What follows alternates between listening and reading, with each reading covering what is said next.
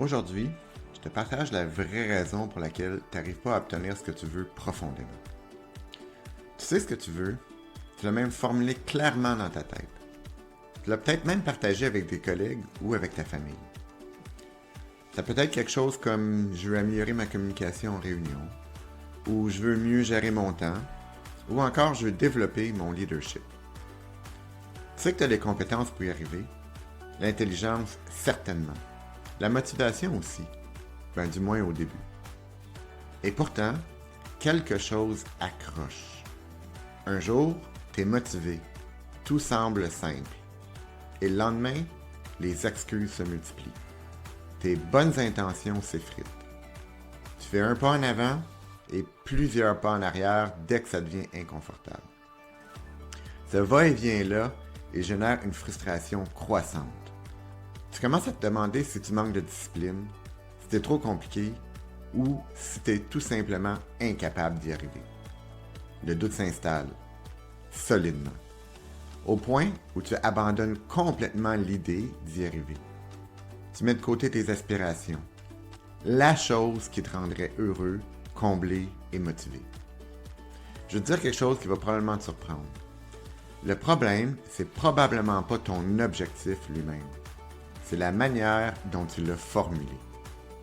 Laisse-moi répéter ça pour être certain que tu comprends bien. L'une des raisons pour lesquelles tu n'obtiens pas ce que tu veux, c'est la manière dont tu formules l'objectif que tu veux atteindre. Je t'explique. Ton objectif, tel que tu l'as défini, il passe par des filtres invisibles et inconscients qui le déforment, l'affaiblissent, le rendent difficilement réalisable de la manière que tu l'as formulé. Et ces filtres, c'est ton cerveau, ton intelligence qui les installe pour te protéger. Pense à l'objectif que tu as en tête en ce moment. Je veux améliorer ma communication en réunion, ou je veux mieux gérer mon temps, ou encore je veux développer mon leadership. Ces objectifs-là, ils sont rationnels, gérables, raisonnables. Et c'est exactement ça le problème. Ce que ton cerveau a fait, c'est, sans même que tu t'en rendes compte, c'est prendre ce que tu veux vraiment et l'édulcorer. Tu l'as rendu technique, neutre, inoffensif. Parce que ce que tu voulais dire vraiment, c'était pas « je veux améliorer ma communication en réunion ». C'était plutôt « je veux arrêter d'avoir peur qu'on me juge quand je prends la parole ». Et c'était pas « je veux mieux gérer mon temps ». C'était fort probablement « je veux me sentir moins débordé pour retrouver du contrôle sur ma vie ». Et c'était pas juste « je veux développer mon leadership ». C'était peut-être quelque chose comme « je veux arrêter de craindre de décevoir mon équipe ». Mais formuler des objectifs comme ça réveille des peurs. Ça te confronte à des zones que tu préfères éviter. Alors ton cerveau intervient. Il ajuste, il dilue, il reformule un objectif plus raisonnable pour que tu évites de confronter une peur, la vraie chose qui te permettrait d'obtenir ce que tu veux profondément. Et le piège, c'est que tant que ton objectif reste en surface, tu ne touches jamais au vrai problème. Parce que derrière chaque objectif que tu n'atteins pas, il y a un obstacle. Pas un obstacle externe comme le manque de temps ou de ressources, un obstacle intérieur, une peur profonde, une certitude limitante. Peut-être la peur d'être rejeté, la peur de décevoir, la peur de perdre le contrôle, la peur même du succès et de ce qu'il impliquerait. Et ton système psychologique, comme un bon système immunitaire, fait son travail. Il te protège de ces menaces perçues. Il bloque les actions jugées risquées, même si c'est exactement les bonnes actions pour arriver à ton objectif. C'est pour ça que tu as l'impression d'avoir un pied sur l'accélérateur puis l'autre sur les freins en même temps. L'effort est là, la volonté est là, mais ton cerveau et ses mécanismes de protection annulent tout.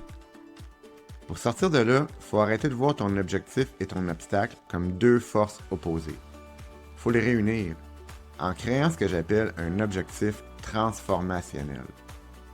Un objectif transformationnel, c'est pas seulement ce que tu veux atteindre, c'est ce que tu veux atteindre en composant avec ce qui te retient. Il dit pas simplement « je veux changer », il dit « je veux changer en tenant compte de ce qui me freine et en transformant ma relation avec cet obstacle ». Prends l'exemple de quelqu'un qui veut s'affirmer davantage au travail. L'objectif de surface serait « je veux être plus assertif ». Mais si cette personne-là creuse, elle découvre peut-être que ce qui la bloque, c'est la peur de déplaire.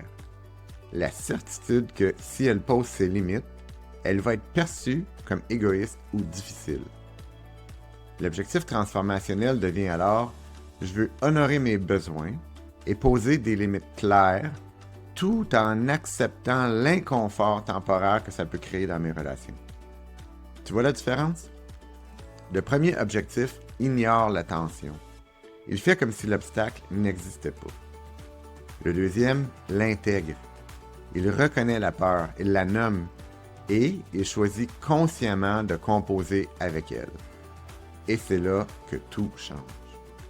Parce que tant que tu ignores ton obstacle, ton cerveau continue de te protéger contre lui. Il sabote ton objectif en coulisses avec les meilleures intentions du monde. Mais dès que tu intègres cet obstacle dans ta formulation, tu désarmes ton système de protection. Tu lui dis « Je vois ce qui te fait peur, je le reconnais et je choisis d'avancer quand même avec cette peur. » Alors voici ma question pour toi aujourd'hui. Pas « Comment vas-tu atteindre ton objectif? » Cette question-là, tu te l'as déjà posée des centaines de fois et elle t'a mené exactement où tu es maintenant.